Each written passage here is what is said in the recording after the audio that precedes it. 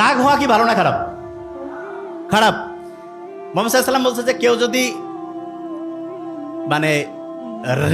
মানে রাগ হয়ে যায়, তাহলে রাগটা হচ্ছে তার ভালো আমলগুলোকে, ওই আগুন যেমন হচ্ছে যে কোনো জিনিসকে পুড়িয়ে দেয়, ভালো আমলগুলোকে পুড়িয়ে দেয় হচ্ছে তার রাগ। এরকম খারাপ। বিজ্ঞানীরা দেখছে কেউ যখন রাগ হয়ে যায় তখন তার রক্তের যে কোয়ালিটিটা, এইটাতে দেখা যায় কর্টিসল বেড়ে যায়। তার মানে টেনশন যে কারণে বেশি হয় সেই জিনিসটা বেড়ে যায়। তাইলে এইটা রাগ যখন কেউ হচ্ছে তখন তার ব্রেনটা কি ভালোভাবে কাজ করতেছে না খারাপভাবে? খারাপ। একটা ঘটনা বলি।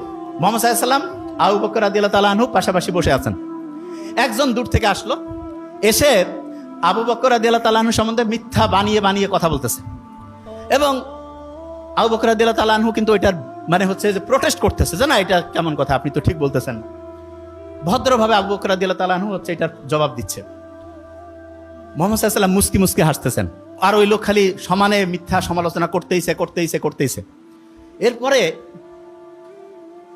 হঠাৎ করে আবু বকর রাদিয়াল্লাহু তাআলা আনহু মানে রাগ হয়ে গেল।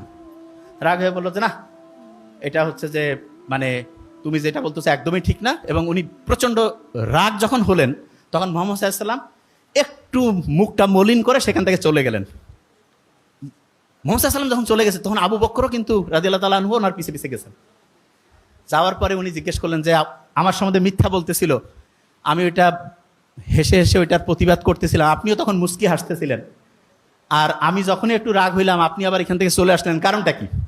তখন মুহাম্মদ সাল্লাল্লাহু আলাইহি ওয়াসাল্লাম বলতেছে যে তুমি যখন সে মিথ্যা অভিযোগ করার পরেও, তুমি যখন লাস্ট বেঞ্চ মিথ্যা অভিযোগ করার পরেও তুমি যখন হেসে হেসে এটার প্রতিবাদ করতেছিলা, তখন আমি দেখতেছিলাম রহমতের যে ফেরেশতারা আছে ওই সময় হচ্ছে তোমার নামে শুধু নেকি লিখতেছে।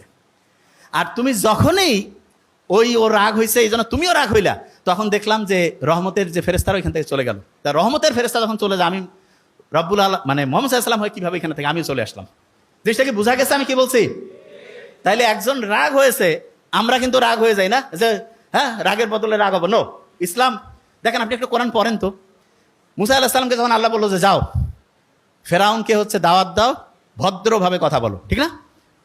তার মানে ফেরাউনের মতো খারাপ, এসে তো সব দিকে সবচেয়ে ভয়ঙ্কর খারাপ, তাকেও যখন ইসলামের দাওয়াত দেওয়ার কথা বলছে তখন কি ভদ্রভাবে বলছে নাকি মেজাজ গরম করে? ঘুমাচ্ছে এক ধরবো, কি হবে তখন? ভদ্রভাবে। আচ্ছা,